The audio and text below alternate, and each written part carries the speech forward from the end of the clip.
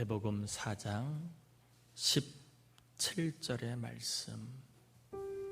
이때부터 예수께서 비로소 전파하여 이르시되 회개하라 천국이 가까이 왔느니라 하시더라. 아멘. 혹시 지난주 설교 제목이 뭔지 아시나요?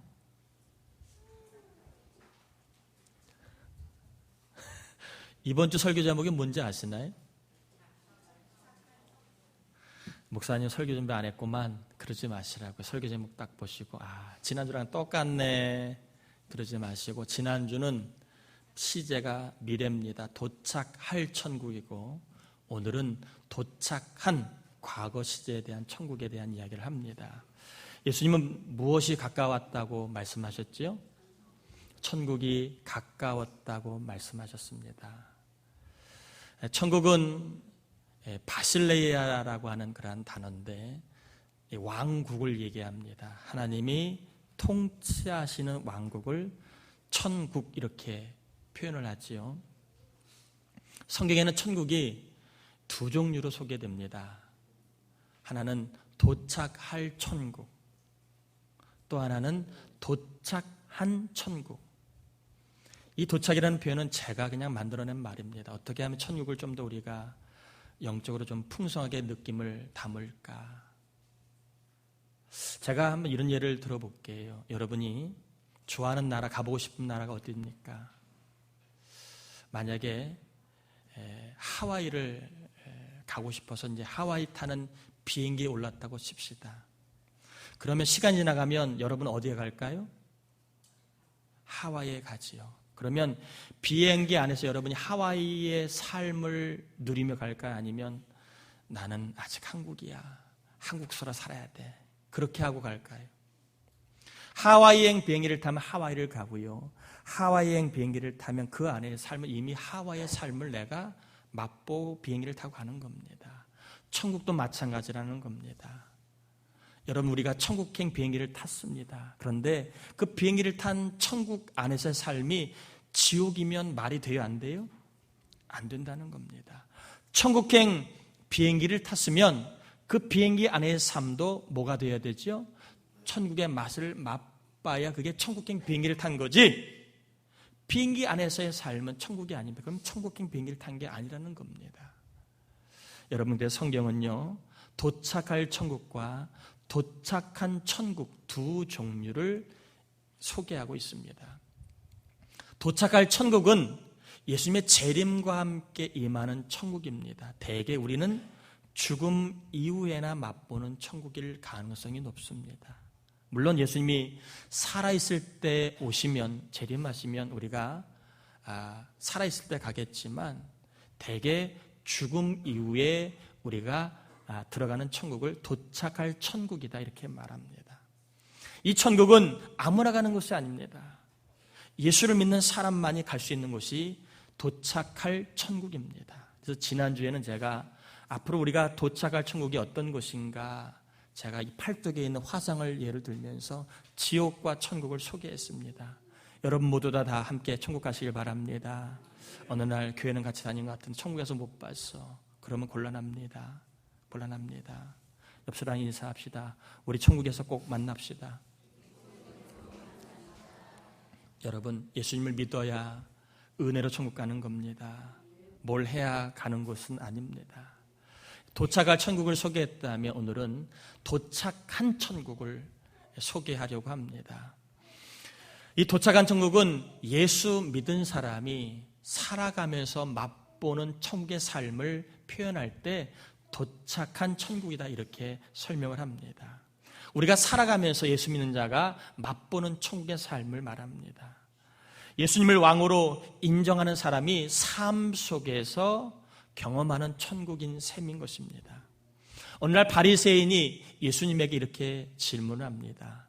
예수님이 구원자라고 얘기하니까, 예수님, 언제 하나님의 나라가 이 땅에 임합니까? 언제 천국이 임합니까? 그들이 꿈꾸는 나라가 있었습니다. 그래서 예수님이 뜻밖의 말씀을 합니다.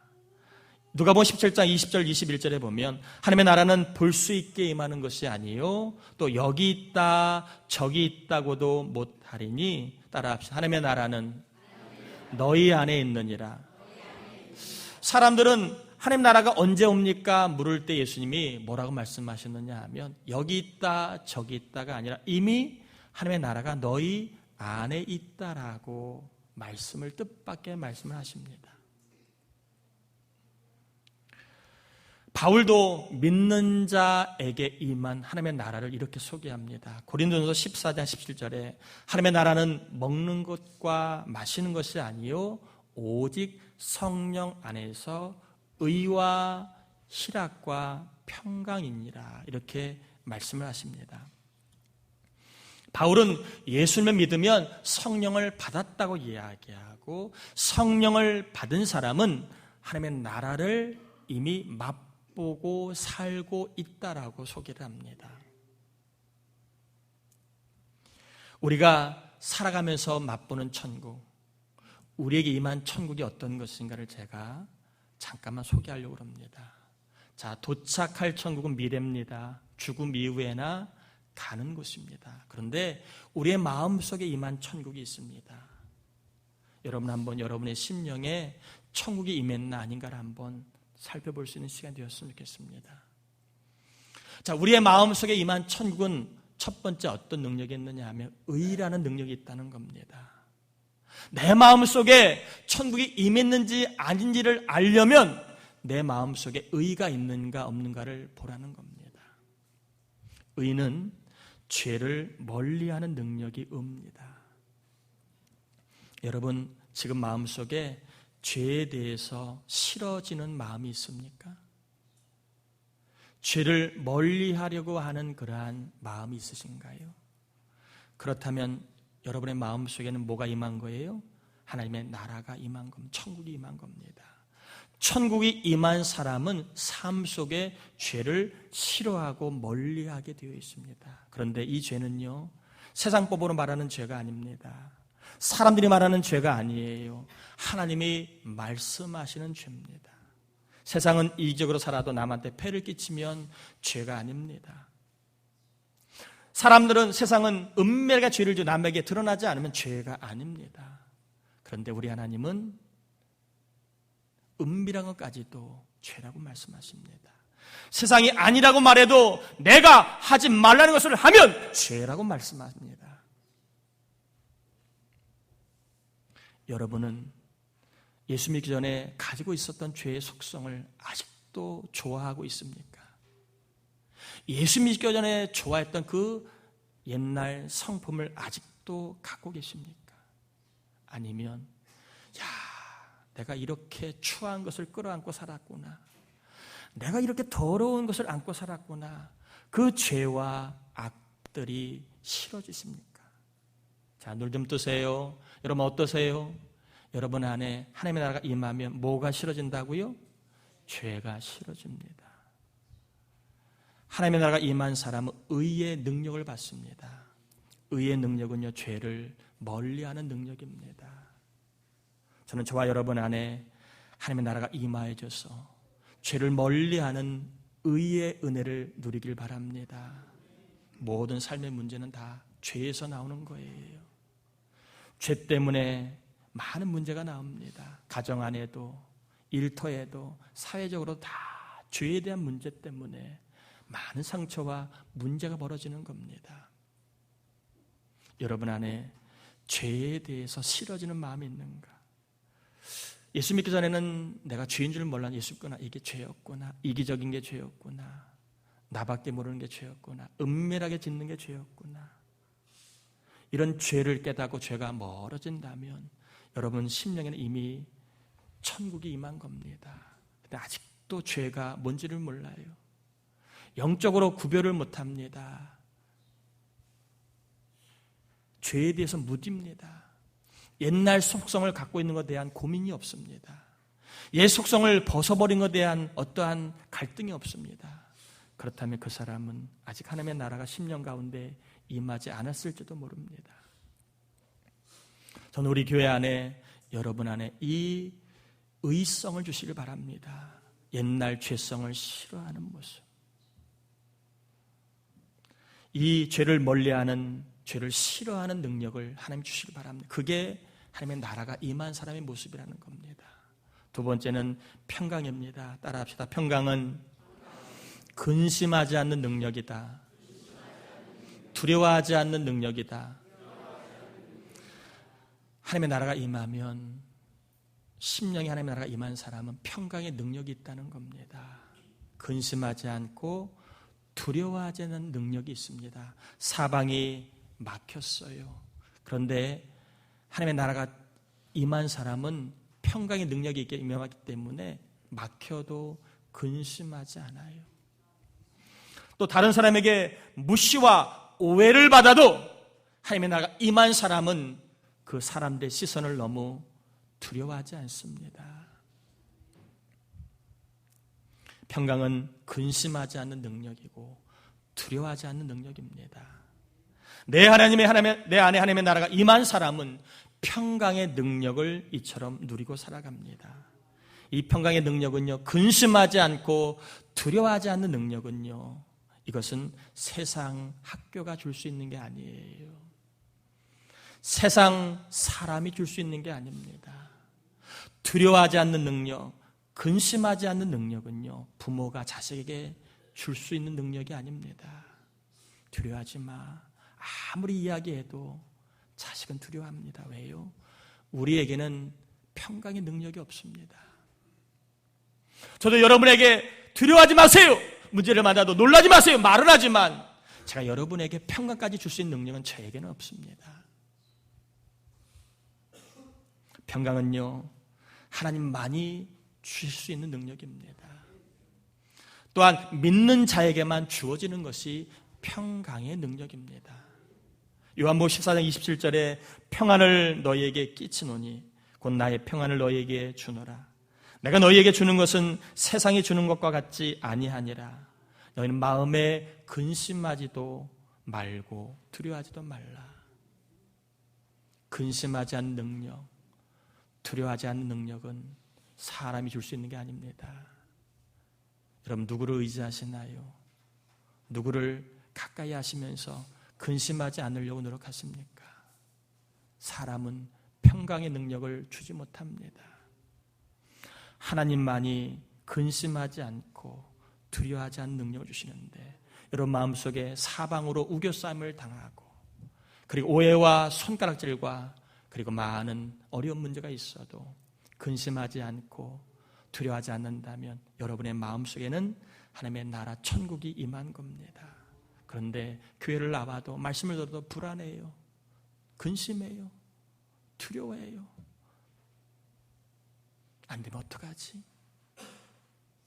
없으면 어떡하지? 못하면 어떡하지? 불안한다면 우리의 마음속에 하나님의 나라가 아직 임하지 않은지도 모르겠습니다. 여러분, 무슨 일로 근심하고 있습니까? 어떤 문제로 두려워하고 있습니까? 하나님께서 이 시간 저와 여러분에게 근심하지 않고 두려워하지 않는 평강의 능력을 부어주시길 축복합니다. 평강의 능력을 받은 사람이 심령에 하나님의 나라가 임한 사람입니다. 무엇 때문에 근심하지 않습니까? 또 무엇 때문에 두려워하지 않습니까? 평강 때문에 두려워하지 않고 근심하지 않는 심령에 임한 천국의 맛을 맛볼 수 있기를 주의 이름으로 축복합니다. 옆 사람에게 인사합시다. 뭘 자꾸 두려워하세요? 주님이 평강의 능력을 주시길 바랍니다. 아멘. 평강의 능력이 임한 사람은 두려워하거나 근심하지 않습니다. 특별히 우리 청년들 두려워하지 말고 근심하지 않기를 축복합니다. 잘할 수 있을까? 하나님이 주신 평강으로 두려워하지 않고 근심하지 않기를 다시 한번 축복합니다. 우리 청년들 좀 힘차게 아멘 해봐요. 우리 청년들 근심하지 않고 두려워하지 않는 평강의 능력을 맛보며 살길 바랍니다. 회사 생활 쉽지 않아요. 들어가도 문제입니다. 들어가기도 어렵지만 들어가서도 어려운 거예요. 들어가서도 욕먹으며 살아가는 게 어려운 겁니다. 남에게 싫은 소리 들으며 살아간다는 건 내성이 없으면 견디기 어려운 겁니다. 잘 견딜 수 있는, 욕을 먹어도 평강할 수 있기를 축복합니다. 오해를 받아도 또 그것밖에 못하냐고 자존심 상한 소리를 들어도 우리 청년들 평강의 능력을 받기를 바랍니다. 근심하고 두려워하지 않기를 축복합니다. 마지막 희락이지요. 우리 안에 하나님의 나라가 임한 사람은 희락의 능력이 있습니다. 말 그대로 희락은 기쁘고 즐겁게 사는 능력을 말합니다. 내 안에 하나님의 나라가 임한 사람, 천국이 임하면 마음이 기쁘고 즐겁습니다. 일하는 것이 기쁘고 즐겁습니다. 이 시간 옆 사람 얼굴 한번 쳐다보세요. 어떠신가? 옆 사람 얼굴 한번 쳐다보세요. 불쌍한가요? 아니면 이렇게 기쁘고 즐거운 얼굴인가요? 어떤 얼굴이신가요? 여러분, 하나님의 나라가 심령에 임한 사람은 예배를 드려도 얼굴에 기쁨과 즐거움이 묻어납니다. 그런데 심령에 천국이 임하지 않으면 내천자에다가 왕짜증의 얼굴에다가 주위 시선에 예민하고 막 그렇습니다. 하품만 입 찢어지게 하게 되고요. 그렇습니다.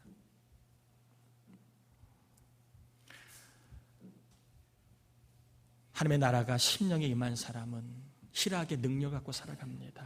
기쁘고 즐겁게. 그럼 물을 거야. 목사님, 인생이 뭐가 그렇게 즐거워요? 살아보세요. 세상살이 몰라서 하는 소리 있죠. 그럴 수 있습니다. 저는 여러분처럼 세상을 일선에서 몸을 부딪혀 경험하지는 않습니다. 아마 여러분이 겪고 있는 어려움을 저는 잘 모를 겁니다. 그럼에도 불구하고 하나님의 나라가 임한 사람은요, 희락의 능력이 있기 때문에 저는 기쁘고 즐겁게 살 수 있다고 믿습니다. 뭐가 그렇게 기쁘고 즐거운가요? 왜 그렇게 기쁘고 즐거운가요? 물으면 답은 뭘까요? 여러분에게 뭐가 그렇게 기쁘고 즐거운가요? 왜 즐겁고 기쁘게 살아야 되냐 물은다면 답이 뭘까요? 제가 처음에 쓴 답은요, 그냥이었습니다. 그냥. 왜 우리는 기쁘고 즐겁게 살까? 그냥. 무슨 이유가 있습니까? 그냥이지요. 그렇게 하다 보니까 너무 내용이 싱거워서 은혜로 바꿨습니다. 왜 우리가 기쁘고 즐겁게 살 수 있을까? 은혜 때문입니다. 무엇 때문에 우리가 기쁘고 즐겁게 살아야 합니까? 은혜 때문입니다. 은혜 때문에 우리는 기쁘고 즐겁게 살 능력이 주어졌습니다. 하나님에게 받은 은혜가 크니까 기쁘고 즐거운 겁니다. 제가 여러분에게 한번 질문 한번 던져볼게요. 제가 요 얘기하다가 설교를 4페이지가 썼는데 일부 예배 때는 1페이지 반밖에 안 하고 설교를 끝냈습니다. 여러분이 얼마나 대답을 잘하는가 보고 진도를 뺄지 안 할지는 좀 결정해 볼게요. 여러분은 사람을 잘 믿으십니까? 아니면 못 믿습니까? 어떠십니까? 사람이라고 하니까 너무 좀 광범위한가요? 여러분은 같이 살고 있는 사람을 믿어요, 안 믿어요?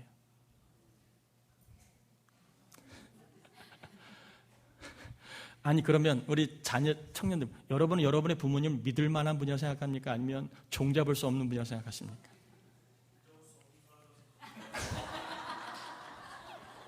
그러면 부모님들의 기회를 드리겠습니다. 우리 부모님들은 자식을 믿을 만한 사람이라고 생각하십니까? 아니, 아직은 못 믿어오십니까?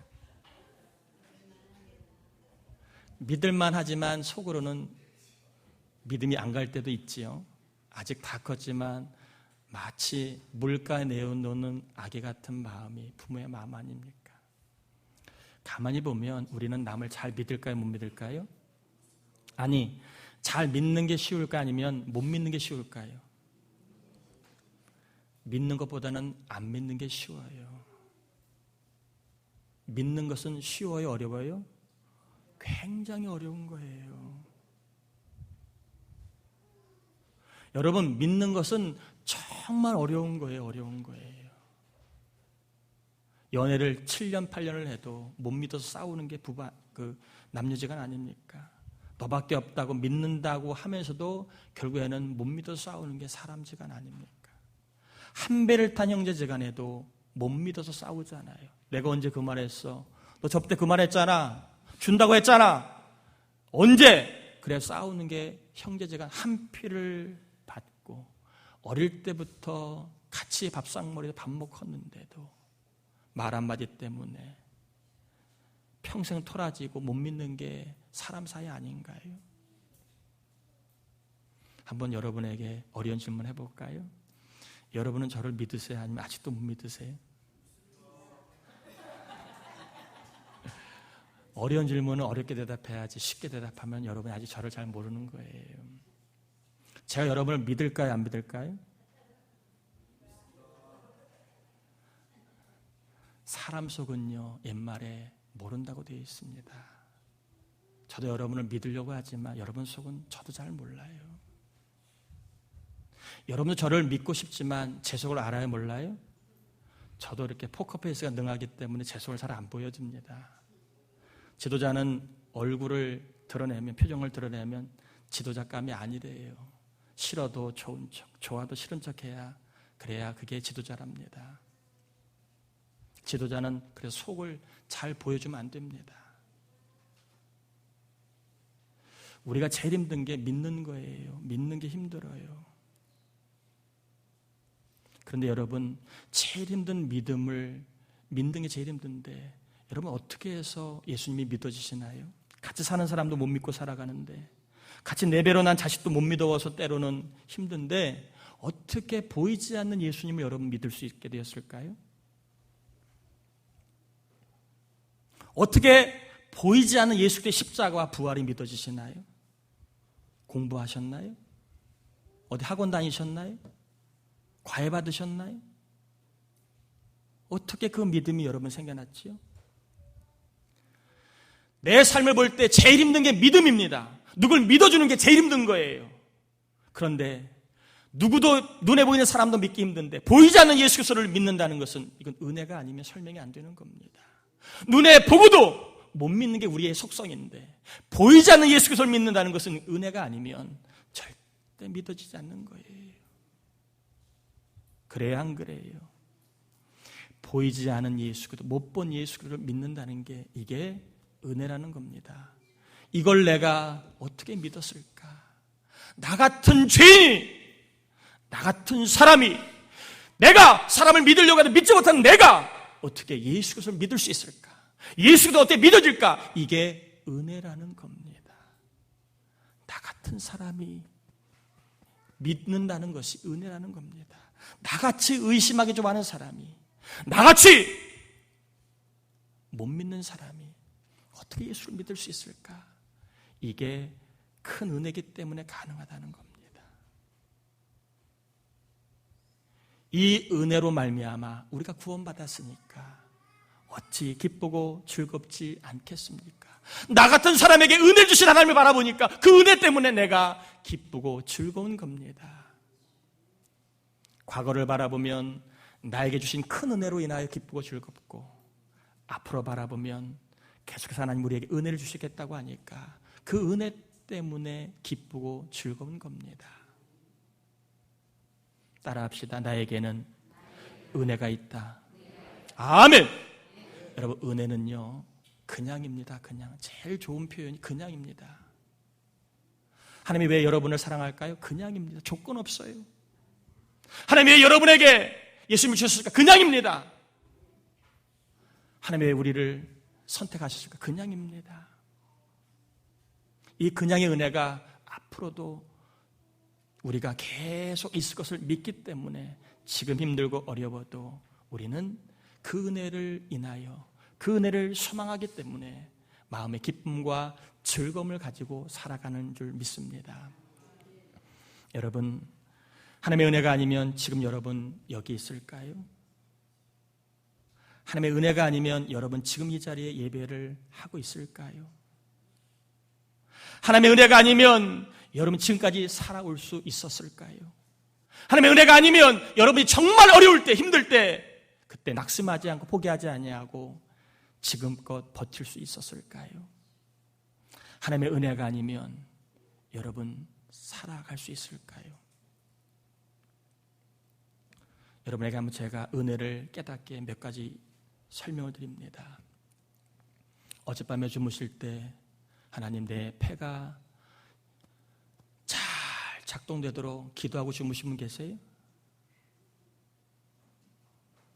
내 폐가 쉬지 않고 일하기를 믿고 기도하고 주무신 분 계세요? 특별히 폐가 안 좋지 않은 이상 여러분 그냥 잤을 겁니다. 자, 여러분 어젯밤에 하나님 내 턱관절이 내일도 잘 작동되게 해 주옵소서. 기도하고 주무셨나요? 기도하고 주무셨어요? 아니면 그냥 주무셨어요? 기도하신 분 거의 없을 거예요. 우리나라 민족 중에 거의 없을걸요? 근데 턱관절이 없으면 여러분 먹을 걸 먹어요. 씹을 걸 제대로 씹어요. 그런데 턱관절이 기도하지 않았는데도 정상적으로 움직이잖아요. 그게 은혜라는 겁니다. 여러분 이 나라 민족에 좋은 공기를 달라고 어젯밤에 기도하고 주무셨어요? 우리 집에 산소가 팍팍 들어오게 해 주옵소서. 기도하고 주무셨어요? 내 몸에 산소가 들어와 호흡을 잘하게 하옵소서. 기도하고 주무셨어요? 이 세상에 산소가 많이 발생돼도 기도하고 주무신 사람 많잖아요. 근데 우리는 산소 없으면 몇 분을 못 버팁니다. 은혜가 아니면 우리는 어차피 다 여기 있을 사람 아무도 없어요. 은혜가 아니면 숨 모셔 죽었고요. 은혜가 아니면 어디가 고장나서 병원에 갔고요. 은혜가 아니면 우리는 벌써 다른 길을 걸어갔을 겁니다. 여러분 은혜 때문에 지금 이 자리에 와서 예배하고, 은혜 때문에 이 자리에 와서 하나님을 예배하고, 은혜 때문에 우리가 지금까지 이 어려운 시기들을 잘 견디고 살아온 줄 믿습니다. 이 은혜가 앞으로도 저와 여러분의 늘 임할 줄 믿습니다. 저는 제 얘기 조금만 더 하고 마쳐야 될 것 같습니다. 나머지는 다음 주에 이어서 좀 하도록 하겠습니다. 저는 하나님의 은혜를 고백하는 사건이 몇 가지가 있습니다. 그 은혜는요, 정말 우연하게 들은 말 한마디였습니다. 그것도 지나 보니까 정말 은혜였더라고요. 그때 그 말이 들린 게 은혜였습니다. 저는 고등학교 이과를 나왔습니다. 그래서 대학은 기계공학과를 가려고 3년 동안 준비를 했습니다. 그리고 모의고사도 서울에 있는 모대학 기계공학과를 딱 기준을 삼고 대학 학력고사를 준비했습니다. 원서를 쓰기 마지막 전날이었습니다. 마지막 날인 것 같아요. 제가 3학년 2반이었고 옆반에 3학년 1반이 있는 애가 있는데 평소에 그렇게 친하지도 않은데 그 친구가 자기는 섬유공학과를 쓴대요. 그래서 왜 쓰냐 그랬더니 대학에서 제일 좋은 과는 섬유공학과래요. 그래서 그때는 뭐 정보가 없으니까 그런가 보다. 그래? 그러면 이왕 대학 가려면 제일 좋은 과를 가야지. 제일 신식과를 가야지. 그래야 좋지. 하고 제가 그동안 기계과를 썼다가 그 아이의 말을 듣고 그냥 바로 과를 섬유공학과로 바꿨습니다. 그래서 제가 하고자 하는 대학에 섬유공학과를 넣었어요. 넣었는데 어떻게 됐을까요? 똑 떨어졌습니다. 똑 떨어졌습니다. 이게 웬 날벼락입니까? 그래서 아버지한테 농사 짓고 계시지만 아버지 저 좀 재수 좀 하게 돈 좀 보내주셨더니 난 모른다. 그때 저는 알았습니다. 부모는 믿을 만한 대상이 아니구나. 자식들 부모님 너무 의지하지 마세요. 그때 아버지가 냉철하게 모른다. 그게 어떡합니까? 그동안 그래도 대학 가겠다고 잠도 못 자고 공부했는데 가긴 가야 돼. 그래서 섬유공학과 있는 대학을 제가 이렇게 봤는데 저는 이제 전기 때 후기 때 세대이기 때문에 후기 때 이제 수도권에 수원 쪽에 그 대학이 두 개가 좀 이름 있는 대학이 있더라고요. 그 과가 있는 대학이. 그래서 그 과를 가야 되겠다 마음 먹고 그 두 대학을 원서를 쓰려고 했다가 우리 시골에 이제 있던 형, 같이 신앙생활 했고 먼저 대학을 간 형이 어느 날 갑자기 또 저한테 그런 얘기를 하더라고요. 야, 일수야, 대학은 무조건 서울로 가라. 처음에 친구한테 들은 말, 섬유공학과가 제일 좋은 과야. 그 말에 과를 옮겼고, 그 다음에 이제 학교 보고 이제 수원에 있는 캠퍼스로 가려고 했다가 야, 대학은 무조건 서울로 가라. 그 말에 다 포기하고 그 과를 골라 서울에 있는 대학 가니까 제가 나온 그 학교 하나밖에 없는 거예요. 후기로는 그 과가 있는 대학이 서울에 하나밖에 없는 겁니다. 그래서 난생 보지도 듣지도 못한 대학을 제가 처음으로 다 이제 찾아서 원서를 쓰러 갔습니다. 그래서 그 대학에 제가 후기로 들어갔죠. 많이 원망했습니다. 적응도 못하고 그리고 많이 속도 상했습니다. 1년을 제가 학교 적응을 못했습니다. 너무 속이 상해서. 그러다가 제가 그곳에서 정말 믿음 좋은 공동체를 만나서 예수님을 알아가기 시작을 합니다.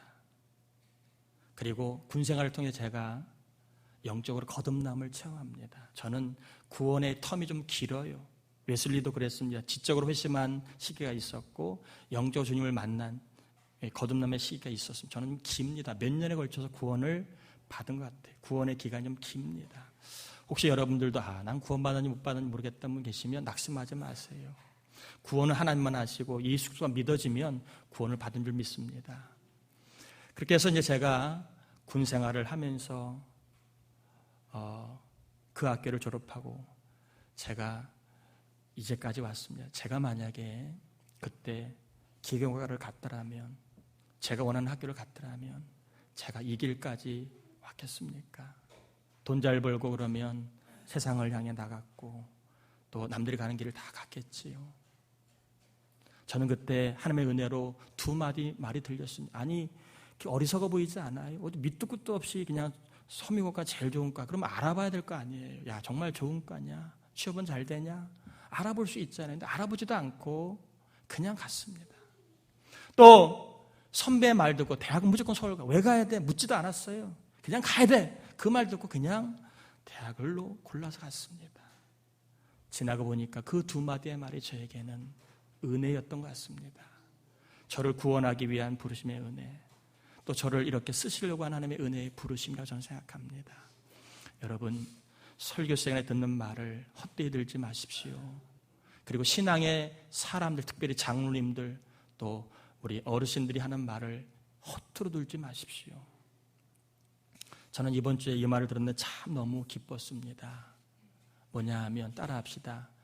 예배 출석하면 예배 잘 드리는 자식은 삐뚤어지지 않는다. 저는 이 말을 듣고 너무 기뻤습니다. 이 말 여러분 부모님 또 청년들 들으시길 바랍니다. 예배를 계속 드리면 자식 삐뚤어지지 않는다. 또 여러분 힘들 때 기도해. 이 말이 들릴 때가 옵니다. 그 말을 들으면 은혜를 체험할 줄 믿습니다. 여러분 경제에 어려울 때 11절을 드리라. 그 말을 들으면 그 말이 들려지면 은혜를 체험할 줄 믿습니다. 여러분 들리는 말, 그 말이 은혜입니다. 그 말을 듣고 그 말에 은혜를 구하시다가 여러분 모두가 은혜를 체험하길 바랍니다. 저는 말씀을 좀 정리하려고 합니다. 우리가 희락의 능력을 가질 수 있는 것은 은혜 때문입니다. 받은 은혜가 크고 앞으로 받을 은혜가 있기 때문에 우리는 희락의 능력을 갖고 살아갈 수 있다는 겁니다. 내 힘으로는 이룰 수 없고 내 지혜로는 얻을 수 없고 내 능력으로는 감당할 수 없지만 그러나 하나님의 은혜가 우리에게 주어지면 일이 이루어지고 또한 필요한 것을 얻어지고 또한 능력을 주셔서 잘 감당하게 하시는 특별히 희락의 삶을 맛보며 살아가게 한 능력이 임할 줄 믿습니다. 저 여러분 모두가 언제나 은혜를 구하시고 은혜를 따라 희락과 평강과 죄를 멀리하는 천국의 삶을 맛보며 살아가기를 주님의 이름으로 축복합니다.